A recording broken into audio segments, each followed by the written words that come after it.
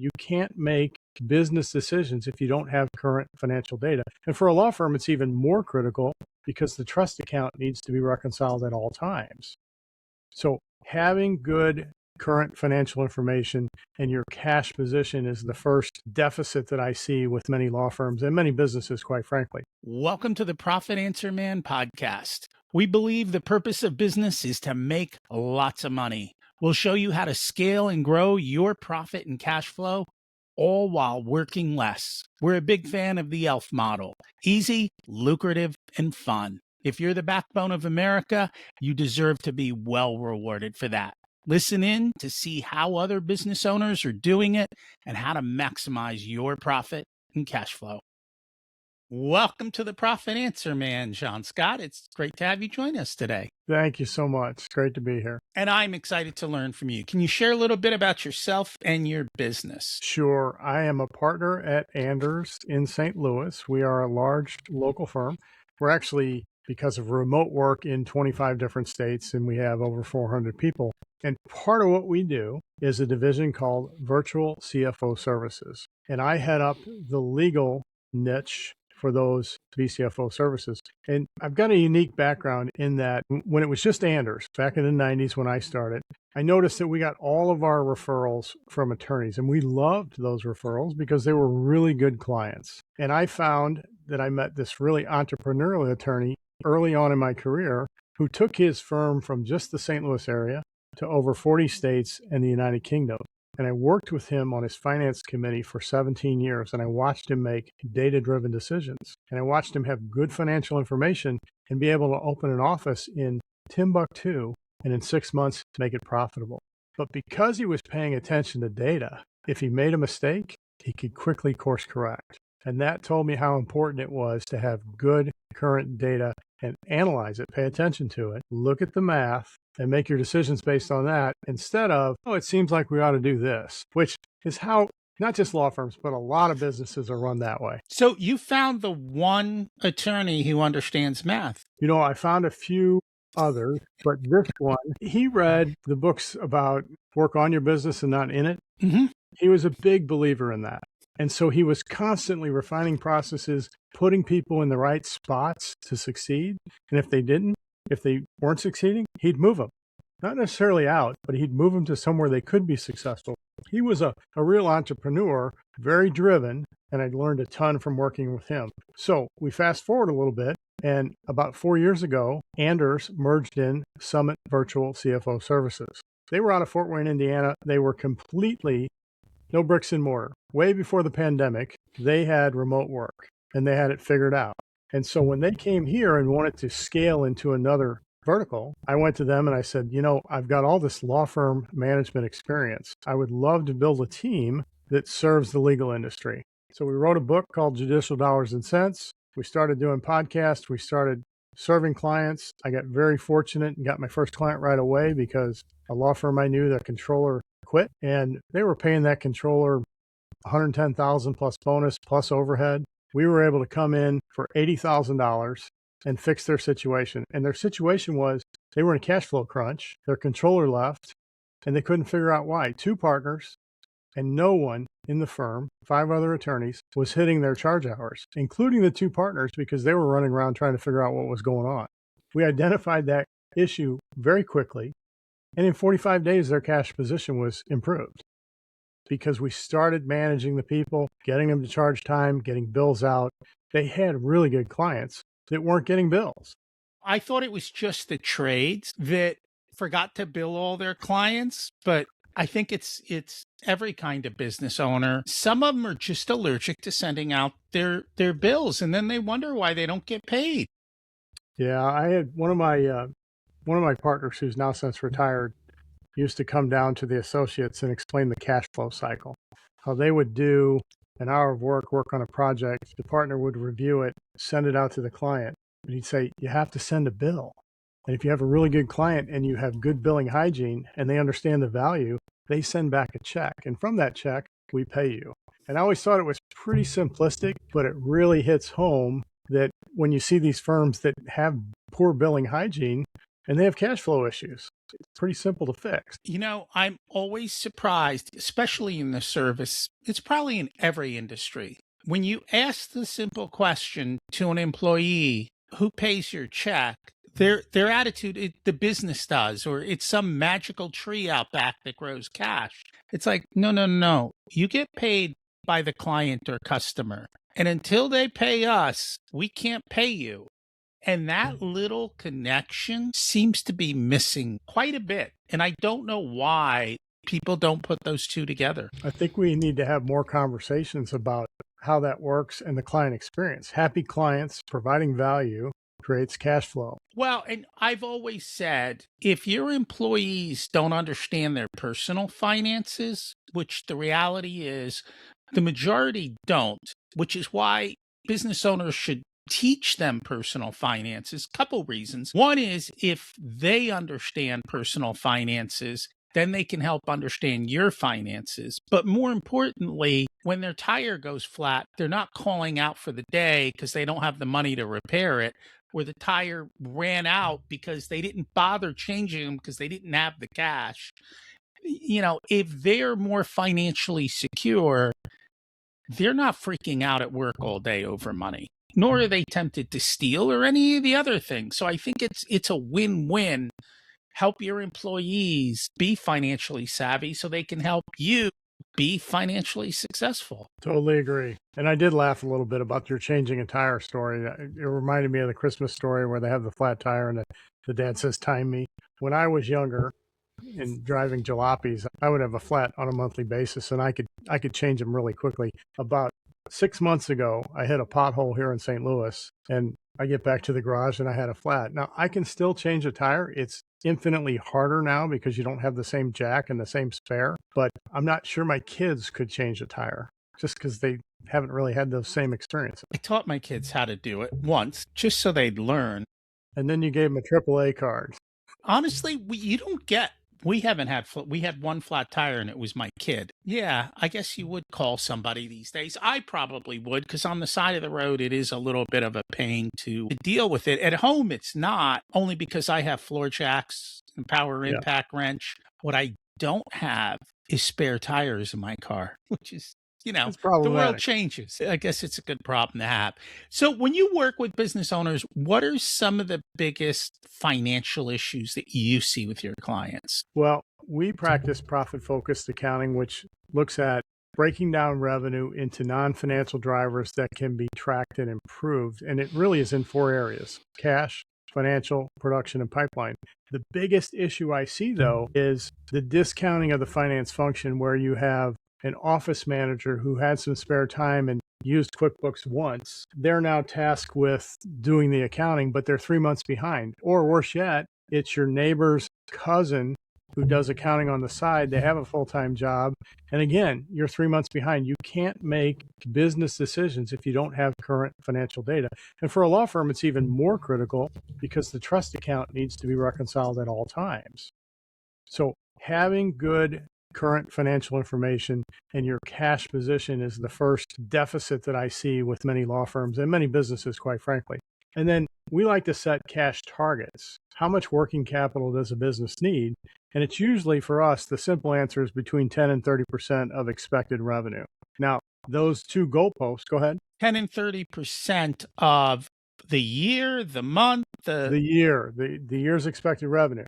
So that is 1 to roughly 4 months. Yeah. Okay. And those two goalposts are going to be based on risk. If I'm a well-diversified client base, clients paid by return mail, I'm going to skew more towards that 10%.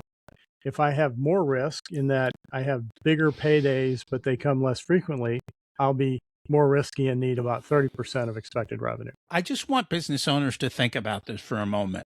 Do you have 30% of your revenue sitting in a reserve account in case you hit a pothole, right? Probably not. But we go through another thing that we developed, and maturity models are not unique to us, but we have one that is focused on our profit-focused accounting. And it looks at 5 areas of your finance function, and we let you self-grade it. We grade it with you. We agreed on a grade. And within those 5 areas, if we hit a 1 or 2 out of 5, we know that those are areas that we need to spend the next 6 to 12 months getting incrementally better at. So if our cash position is at 8%, we really need to be at 15% of expected revenue. We're going to pull different levers and focus on building that cash over the next 6 to 12 months. Because guess what? When I hit my cash targets, and this is really important for law firms, when I get enough cash there that I can comfortably pay a few months of expenses and payroll, the next incremental dollar that comes in, I can distribute. What happens now is they get to the end of the year and go, wow, there's $150,000 cash left in the cash account. Let's take it out. In reality, they need that money. And because they take it out, they end up hitting the line of credit and then spend the first part of the year in the hole. Yeah, excessive distributions. Most business owners do that. You keep talking about levers. I know we have 16 levers that we can look at any business through. When you understand the 16 levers, you know exactly where the problem is, then we can figure out what to do about it and how to fix them. What type of levers are you looking at? On the accounts payable side, I can pay a little bit slower. On the billing side, I can certainly get bills out more efficiently. I can shorten up my terms. I can ask, if I'm an hourly billing firm, I can ask for more charge hours. And you would not believe, in an hourly billing firm, if I asked for just a few more hours a week from the entire staff, I'm not asking them to work 50% more. Give me 2 to 5 more hours. It's really powerful. And so that 2 to 5 goes straight to profit, doesn't it? It does, because I've already covered my costs. I don't need that many charge hours to cover a person's full cost, salary plus overhead, maybe 500 to 800 hours, depending on their rate. Everything else helps offset the SG&A cost and drops to the bottom line. And once I've covered all those costs, those incremental hours are all profit. And I can pay a bonus with those profits and still keep some of it for the good guys, the owners. It's very powerful. It is. Let's continue on the levers. Well, it really, the revenue drivers depend on the type of business. In a law firm, let's look at a PI firm that doesn't charge time. It's more a function of what types of cases do I take. And I'm really interested in forecasting in a contingency environment. So your case management system has all of these cases in there. Those are your inventory. And they all have values. And we know what the value of a motor vehicle accident is. We can determine what we think the value of a med mal case is. So we come up with a total value, and then we look at the milestones within each type of case, from intake to adjudication and settlement, and we can determine a cash flow cycle there. So a lever would be, if motor vehicle accidents should take 8 months from intake to getting a check, how do we shorten that? Or are things taking more than they should? We need to focus on the management of the processes within that path to make sure that, where's the bottleneck? Are we sending out demand letters? Somebody's dropping the ball if we're not hitting the target. How do we shorten that target or ensure that we stay on that target? So I'm going to translate what you said. And the reason I want to translate it is because these levers that we're talking about, they're universal. They apply to any kind of business. So you talked about a law firm. I could sit down and go, oh, that's just like a home construction firm. Bathrooms take 6 weeks, right? They usually cost us X amount, depending on the level of the bathroom. When does our cash come in versus when do we have to pay for our people and the product that we're putting in there? And is our cash ahead or behind? And we've got a crew working on this bathroom, and it was supposed to be done in 6 weeks. They took 10. All right, why did they take 10? What went wrong? What processes aren't correct? It's all the same stuff. I think everyone thinks their business is unique and it's a snowflake. It's not. They all operate under the same principles. What's different is the language, right? You're talking about an auto accident case. I'm talking about a bathroom. Same difference. When you look at it through these financial levers, no difference. You just got to adapt. What is the language that we're applying it to? The other thing is, as you're going back to yours, what I find with the employer is a certain part of the business isn't performing. So they go be mad at those 3 or 4 people running that part of the business. Instead of looking at the individual metrics of the people and realizing 2 of the people are doing all the work and 2 of the people are goofing off or not productive, and you're yelling at your best people instead of going, you guys are doing really well, congrats, let me go take care of the anchors in the way and either clear them out or get them up to speed or whatever. I can't tell you how often we have this conversation and they go from 4 employees to 2 and things move faster. Right. Because you don't have those blockers in the way. And you're so right. It doesn't matter the business. There are revenue drivers that drive profit and cash flow, and you can forecast with them. We once did a presentation to a group of entrepreneurs, and we built a forecast up at the podium. Had a big whiteboard and said, okay, what type of business do you have? And we had a trucking firm, and they said, what do you do? We have trucks that, we have 52 trucks and 52 drivers, revenue per truck. How do we get all those trucks out? How do they not deadhead coming back? You can build a forecast. If you had a sandwich shop, it's okay, I serve this many sandwiches. Here's the price point. Tuesday is my low day. How do I get more people in there on a Tuesday to drive revenue? So it doesn't matter the business. It's what are the revenue drivers in your industry and how do we maximize those things? And I have to know what Tuesday sales are versus every other day of the week. Right. That's where data becomes so important. It can't be what you think. It has to be what is. Yeah, I'm working on videos and I had a saying for that. I'm like, your gut is usually wrong. Let's get the right answer. Because I think that's what happens. We have all these gut feelings, and yet more often than not, they're full of what comes out of the gut. You know what I mean? We as a firm have had dashboards for at least the last 10 years. And they're online. You can look at your productivity, the productivity of your department, firm-wide. And one of my partners who retired around that time said, I don't have time to look at dashboards. I'm like, it's your job. You need to manage this business and the people underneath you.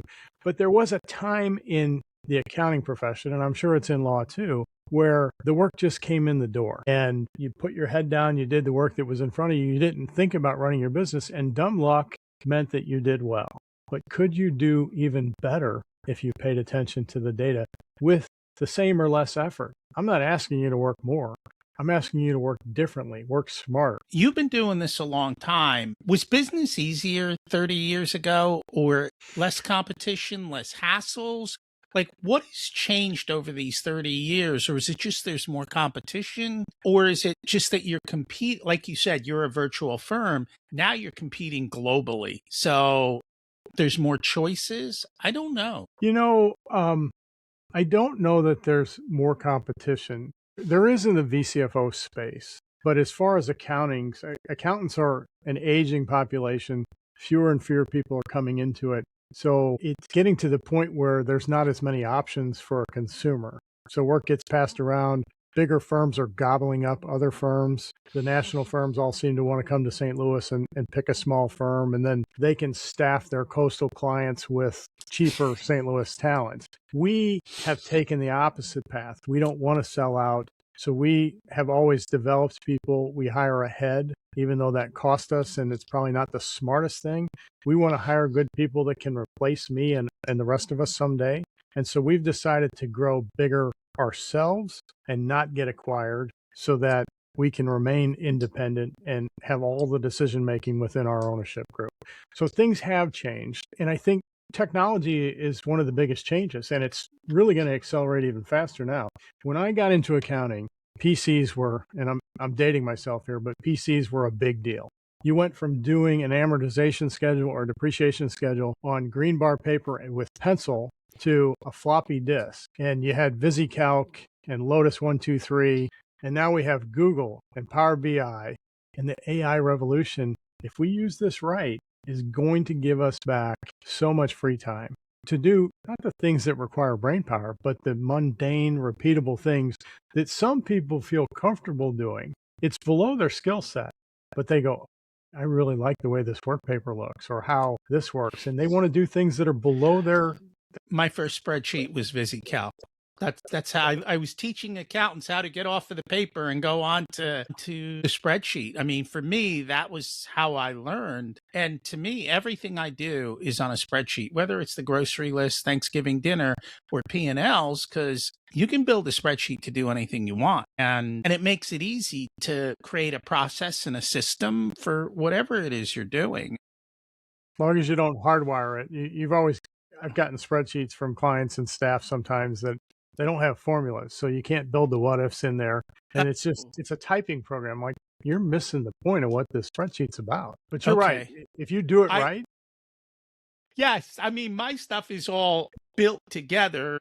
It has everything is formula based, good. and it pulls off of different inputs. And it's funny because there are a lot of programs out there now that take data and present it to you in a certain way, whether you've all got whatever your particular industry programs are, and underneath there's a ton of data, and they're like, well, I can run this report and I can run. I'm like, no, just send me the raw data. I don't want anything messing, because I will take raw data and I will turn it into what I need. And I've just found most of these programs present things in ways that don't allow you to see what you truly need to see, don't know how to make it easy to drill down and get the answer. So just today I was working with a client. They have a therapy practice, and I'm like, but what insurance company is that? They're like, well, we don't know because that's a different report. It doesn't show on this report.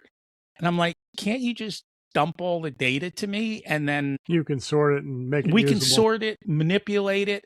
The other thing I can do is then I can take the raw data, and once you know how the raw data comes, I can build a shell for it. And the shell will just take the raw data and put it into a presentation that the business owner needs within seconds, and in the way that we want it delivered, not in the way some software vendor decided they wanted to deliver it. Well, therein And lies that's the the key. problem. Those practice management softwares, and law firms have case management softwares, they build what they think is relevant, but it needs to have some flexibility.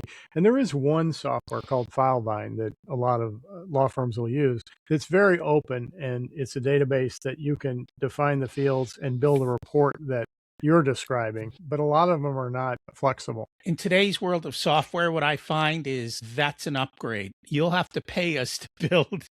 Right. They do that, right? Anything to increase the monthly revenue charge that they can charge you for your own data that's already there and available to you. And so, yeah, not fun. So how do you charge your clients? Is it hourly or subscription? No, oh my God. We just did an episode on hourly billing is nuts. I refuse hourly billing only because then I couldn't be efficient, right? How can I be faster and faster? And then how do I like, I would put myself out of business because I would have to get so many. Yeah, it just doesn't work. No, We're in the same boat. We have yeah. We have a subscription-based flat fee model, and we have a menu of services that you pick and choose what you want to do, what you want to keep, what you want us to do, and we set a price. And if 2 months into it, you decide, hey, I'd like you to do accounts payable now, we change the statement of work and reset the price. If you say, hey, I'm going to take back payroll, again, we turn that off, change the statement of work, and go forward. And because I don't do a lot of these ancillary services, we basically look at the business, decide how much work that particular business needs. We charge a flat price, and it includes everything. So they might come with something out of the norm. We're like, if we can do it, we'll just do it because that's just the way we do things. And the other thing is we want it done our way. So if it's something within our realm, I want it done the way I want it. I don't want you paying somebody else and then the two of us are not on the same page. However, we'll work with all their people. We'll work with their bookkeeper. We work with their attorney because as they're writing the contracts, the attorneys write one contract. I'm like, you told me, and we built a sales and a collection model based on this. Your contract says something totally different.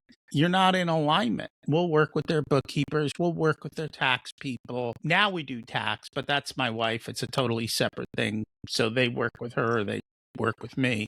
But we look at it all holistically. Whatever we can do and whatever questions come up or whatever models we need to build for them, we include it all. Because once I build it for them, I can now offer that model to somebody else or bring it to somebody else, and it works. And since we built it, I have the freedom to do that.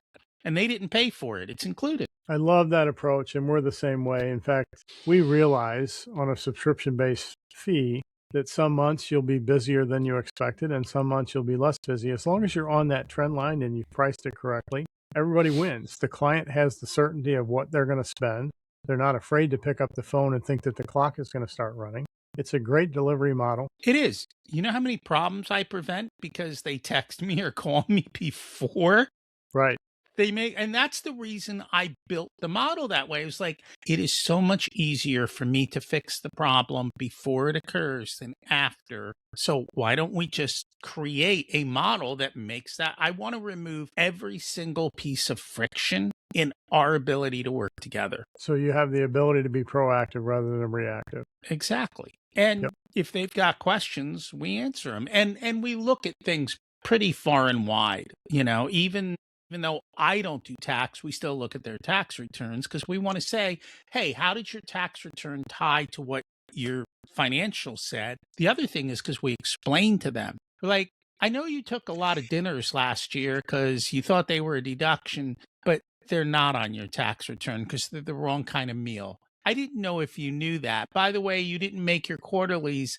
Did they tell you about the penalties and fees you're paying? Because they're here on this line, or those types of things. And to be honest, we catch errors. It's like, you've got a $200,000 inventory problem on your tax return. They calculated it wrong. So all of that stuff comes up because we're proactive. You know, in the cash pillar of our profit focused accounting, something I failed to mention earlier when you mentioned tax estimates, many companies are organized as flow through. So there's a third cash account that we push people to have: operating cash, high yield money market to hold on to some excess cash. And then the third account is a tax account, and that's 40% of profit calculated monthly. You put the money in there. That way, when the quarterly estimates come due or the balance due comes due next April, that money's already been segregated. It's earning a little bit of interest, but you're not dipping into the owner's pocket to pay the taxes from the business because you've set that aside for them. And once you get to that point, again, the next dollar that comes in is free for distribution, has to be pulled back in. I'm going to distribute it to them so they can make their quarterly payments. But the worst thing is, oh my gosh, my tax guy says I owe 100 grand. Guess what? It's sitting here. Here it is. And we've had that happen all the time. That's one of the things I like about Profit First. Profit First has the tax account. It has that reserve profit account. It has an account for owner's pay. And what's really powerful about the owner's pay account is, A, if they've got a that's a business expense, we tell them it goes into the owner's pay account. So it keeps them a little bit within constraint of how much they're taking from the business. But the thing I love about the tax account is when the tax time comes and the $100,000 bill is there and they've got 150 in the tax account, emotionally they feel okay. Like, oh, I already spent that tax money. I actually got an extra 50 grand. So like you said, now you can distribute it to yourself as a bonus. It just takes all the emotional pressure off. And I don't know how you keep your business owners in line, but I find a lot of them, if they see money, they spend money. And by segregating the money, they're less apt to spend that extra money. Yeah, I'm laughing a little bit because I had a service business that her son was the internal CPA. He came from a Big Four background, so theoretically he knew what he was doing, but he hadn't reconciled cash in 4 months. And she looked at the balance and it was like $500,000. And she said, oh, I'm going to take a distribution. And we said, whoa, time out. Let's let your son go reconcile the cash accounts. There was really only 150,000 in there because he hadn't entered all the disbursements. And we needed that 150 to make payroll the next week. So you're right. They look at that cash balance. It's like my wife's family. They reconcile their cash account by looking at the ATM balance. That's not good. So kind of going back to the trades or any type of business that takes a deposit, if you have not segregated your deposits account, it's not your money until you start doing your work. Deposit accounts need to be there because you shouldn't be spending tomorrow's dollars. Sales tax, I think most CPAs are good about that one. They'll segregate the tax account for sales tax at least, so that you're not accidentally spending that, especially if you have a tight cash business. It just takes away all the emotion of that too, and it makes it easy to make whatever your monthly payments are for the tax account too. Right. You're so right, especially in a law firm. When I take a retainer or I have client funds that aren't mine, they go into our IOLTA account. They're not mine. I can't commingle them. I have to know that they're segregated by client. I do a 3-way reconciliation each month to ensure that segregation. And only when I've earned that money and the client's approved of a bill can I move it from the trust account into my operating account. And so it's very important that we not commingle those client funds. And I know legal has much tighter rules around all of that you have to follow than some other industries. And a lot of industries don't have any rules, which is part of the problem for the business owners. They do all of that. Are there any levers that we didn't talk about yet that we should have? I'm sure there are levers we haven't hit. One thing I want to talk about is capacity. In other words, you have to know, we've set targets for productivity for people. They're either hitting them or they're not, and they need to be managed so that we can get them hitting or exceeding their minimums. But to the extent I have capacity, unless I know that, I don't necessarily know how to price the next piece of work, right? And if you think about it, if you were doing some work on your house, you're going to get a new kitchen, and you got 3 bids from 3 reputable contractors, and 2 of them are very strong. You like the contractor, but the bids are high. And the third one is more moderate, but he's still a good contractor. You got good recommendations from him. I can tell you that the 2 with the strong bids don't have much capacity. So they said, look, we'll do the work, but only if we can get it at our price. And so knowing your capacity determines pricing.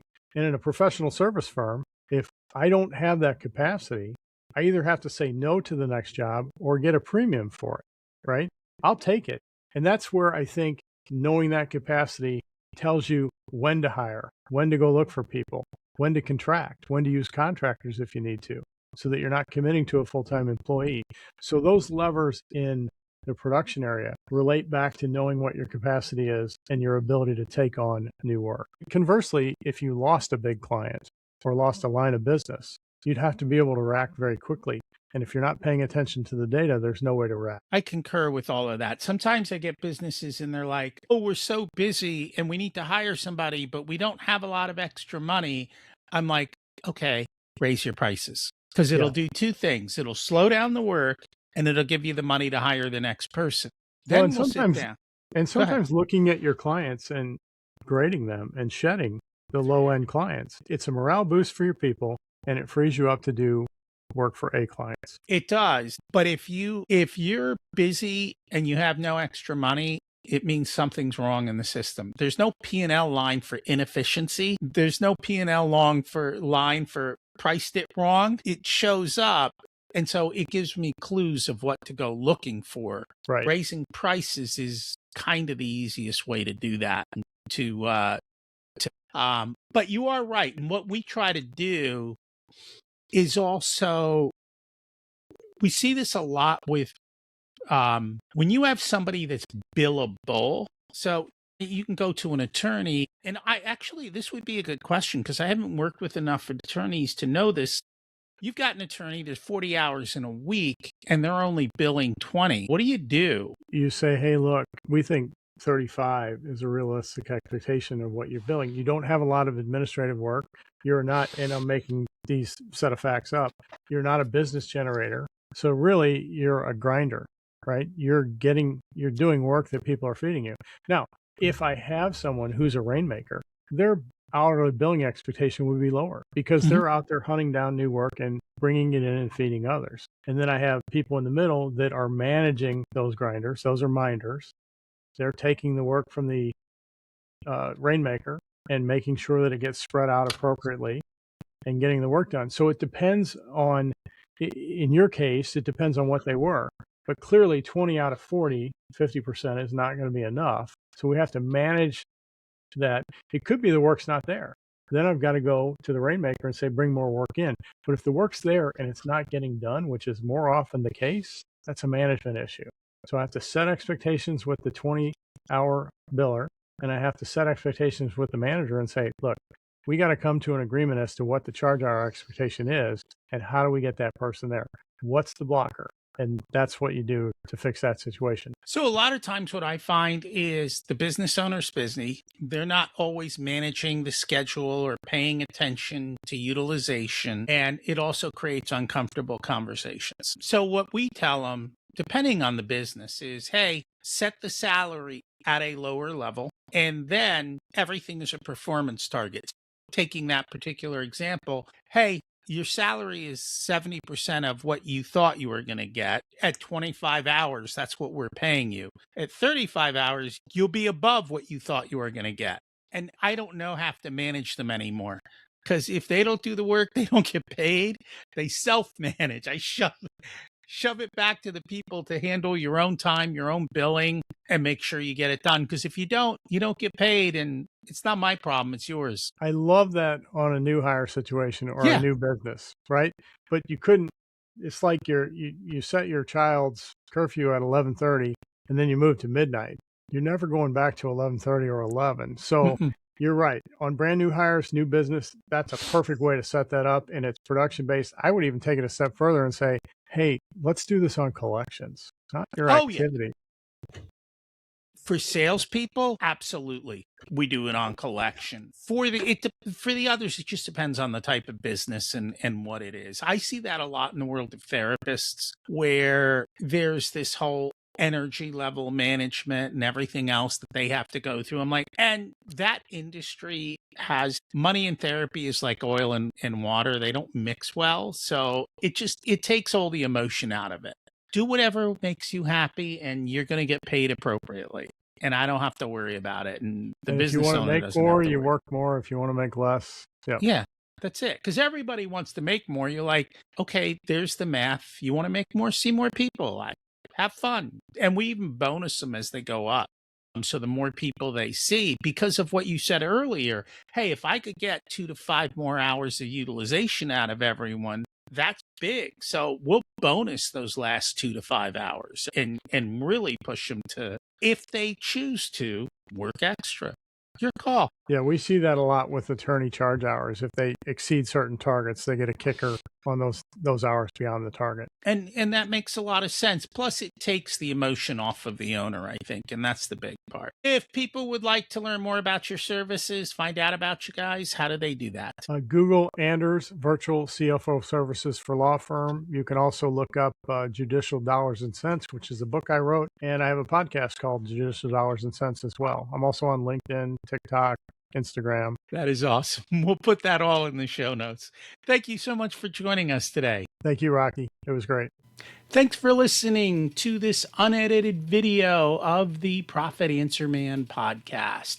If you'd like to catch the full episode and learn more about what we do, check us out at profitcomesfirst.com.